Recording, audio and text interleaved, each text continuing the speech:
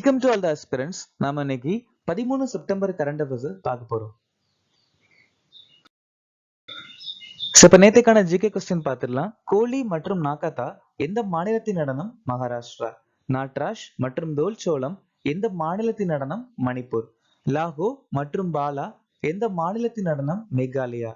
சொரோகன் மற்றும் பகுபிலா எந்த மாநிலத்தின் நடனம்? மிசோரம். சிக்கிம் மாநிலத்தில் இருக்கக்கூடிய பழங்குடியினர் பூட்டியா, காஸ், லெப்சாஸ், லிம்பு மற்றும் தமாங். கோவிந்த் பல்லப் பந்த் 1957ஆம் ஆண்டு பாரத ரத்னா விருது வாங்கியிருக்காங்க. ராமானுஜாச்சாரியர் விசிஷ்ட அத்வைத்தம் அப்படிங்கிற தத்துவத்தையும் ஸ்ரீபாஷ்யம் சொல்லக்கூடிய புத்தகங்களும் எழுதியிருக்காங்க. குடியரசின் கருத்து சுதந்திரத்தின் கோட்பாடுகள், சமத்துவம் மற்றும் சகோதரத்துவம் அப்படிங்கிற விஷயத்த பிரான்ஸ் நாட்டில இருந்து நாம எடுத்துக்கிட்டோம்.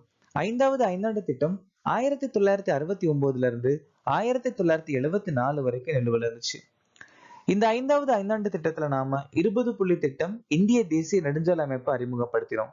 ஜனாதிபதியின் மன்னிப்பு அதிகாரத்தை பிரிவு 72ல சொல்லியிருக்காங்க. ஒலிம்பிக்கில் வெள்ளி பதக்கம் வென்ற முதல் பெண் PV சிந்து. சுவார் கிளர்ச்சி 1766 இருந்து 1772 வரைக்கும் ராஜா ஜெகநாத் தலைமையில நடந்துச்சு.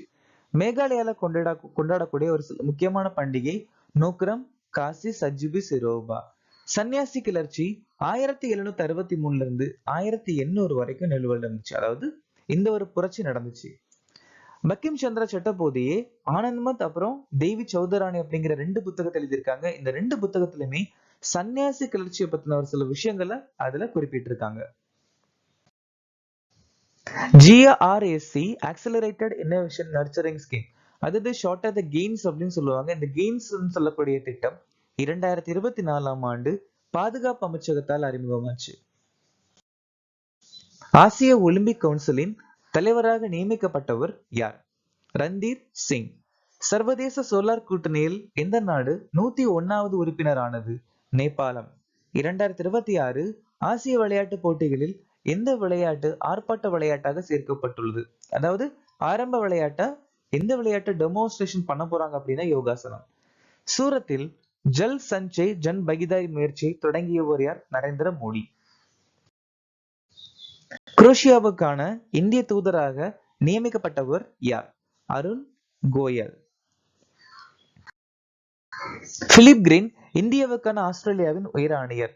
அரிந்தம் பக்ஷி ஐக்கிய நாடுகளுக்கான இந்தியாவின் தூதர் அல்லது நிரந்தர பிரதிநிதி. ராபர்ட் ஷென்கின்டோங் மொசாம்பிக்கிற்கான இந்திய உயர் ஆணையர். சந்தோஷ் ஜா இலங்கைக்கான தூதுவர். செந்தில் பாண்டியன் உலக வர்த்தக அமைப்பின் இந்திய தூதுவர். வினயகுமார் இந்திய நாட்டிலிருந்து ரஷ்ய நாட்டுடைய தூதுவர். வினய் குவாத்ரா இந்திய நாட்டிலிருந்து அமெரிக்க நாட்டுடைய தூதுவர். எந்த நாடு 4வது இன்டர் கான்டினென்டல் கோப்பை ஆண்கள் கால்பந்து சாம்பியன்ஷிப் 2024 வென்றது? சிரியா. ஸ்பெயின் நாடு FIFA மகளிர் உலக கோப்பை ஜெயிச்சிருக்காங்க. இந்தியா மற்றும் Bangladesh South Asian football federation பெண்கள் under 19 championship. Mumbai city FC Indian super league 2024 பட்டத்தை ஜெயிச்சிருக்காங்க. ஜப்பான் நாடு AFC ஆண்கள் அண்டர் 23 ஆசிய கோப்பையை ஜெயிச்சிருக்காங்க. ரியல் மேட்ரிட் அணி 15வது UEFA சாம்பியன்ஸ் லீக் டைட்டில் ஜெயிச்சிருக்காங்க. அர்ஜென்டினா நாடு கோப்பா அமெரிக்கா 2024 2022 ஜெயிச்சிருக்காங்க. பங்களாதேஷ் நாடு South Asian football federation under 20 சாம்பியன்ஷிப்பை ஜெயிச்சிருக்காங்க. நார்த் ஈஸ்ட் யுனைடெட் FC அணி 133வது டுரான் கோப்பையை ஜெயிச்சிருக்காங்க.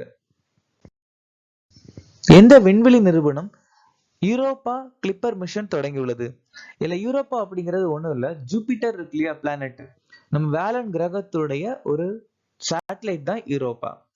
சோ இந்த விண்வெளி நிறுவனம் வந்துட்டு யூரோப்பா கிளிப்பர் மிஷன், யூரோப்பாவை ஆராய்ச்சி பண்ண போறாங்க அப்படின்னு கேட்டா நாசா.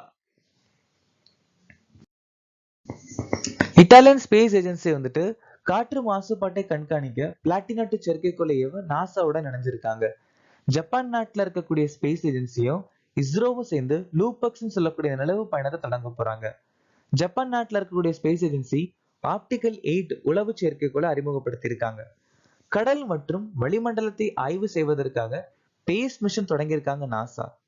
நாசாவும் ஜாக்சாவும் சேர்ந்து உலகின் முதல் மர செயற்கைக்கோள் லிக்னோசாட்டை விண்ல செலுத்தியிருக்காங்க. யூரோப்பியன் ஸ்பேஸ் ஏஜென்சி வந்துட்டு காயான்னு சொல்லக்கூடிய ஒரு தொலைநோக்கி அறிமுகப்படுத்தியிருக்காங்க. எந்த நாள் தேசிய வன தியாகிகள் தினமாக அனுசரிக்கப்படுகிறது? செப்டம்பர் 11. ஜூன் 25 சம்விதான் ஹத்யா திவாஸ்.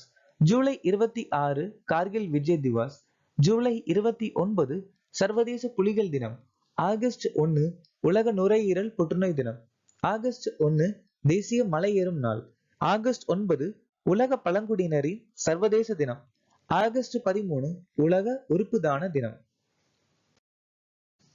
மிஷன் மௌசமுக்கு எவ்வளவு பணம் ஒதுக்கப்படுகிறது? மிஷன் மௌசம் அப்படிங்கிற ஒரு திட்டம், அந்த திட்டத்துக்கு கிட்டத்தட்ட 2000 கோடி ஒதுக்கியிருக்காங்க நம்ம இந்திய அரசாங்கம். இந்த மிஷன் மௌசம் அப்படிங்கிற திட்டம் பூமி அறிவியல் அமைச்சகம் அறிமுகப்படுத்த போறாங்க. எதுக்காக என்ன பண்ண போறாங்க அப்படின்னு பார்த்தா, வானிலை முன்னறிவிப்பு மற்றும் வளிமண்டல அறிவியல்.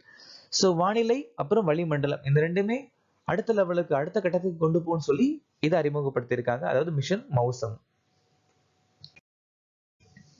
நமாமி கங்கை மிஷன் 2026 வரைக்கும் 22,500 கோடி ஒதுக்கியிருக்காங்க.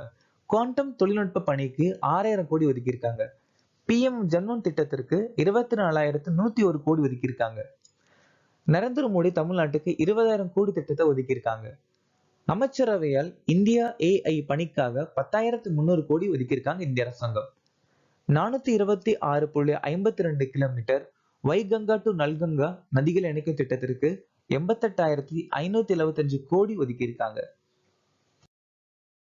சிவில் விமான போக்குவரத்து தொடர்பான 2வது ஆசிய பசிபிக் மந்திரி மாநாட்டை எந்த நாடு நடத்த உள்ளது? அதாவது இந்த வருஷம் இந்திய நாடு நடத்தி முடிச்சிருக்காங்க. இந்தியா 2023 இருந்து 2005 வரைக்கும் சர்வதேச எலக்ட்ரிக் டெக்னிக்கல் கமிஷனோட துணைத் தலைவர் பதவியை வாங்கியிருக்காங்க. அது மட்டும் இல்லாம இந்தியா குவாட் உச்சி மாநாடு 2024 நடத்த போறாங்க. சிவின்ஸ் வேதியியல் 17வது சர்வதேச காங்கிரஸ் 2027 நடத்த போறாங்க.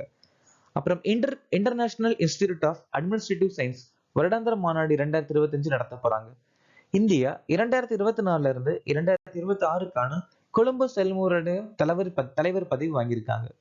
யுனெஸ்கோ உலக பாரம்பரிய குழுவின் 48வது அமர்வை இந்திய ரீஜனை நடத்தி முடிச்சிருக்காங்க நியூ டெல்லியில. மனித உடலின் எந்த உறுப்பில் மைக்ரோகிளியல் செல்கள் உள்ளன? அதாவது மூளை.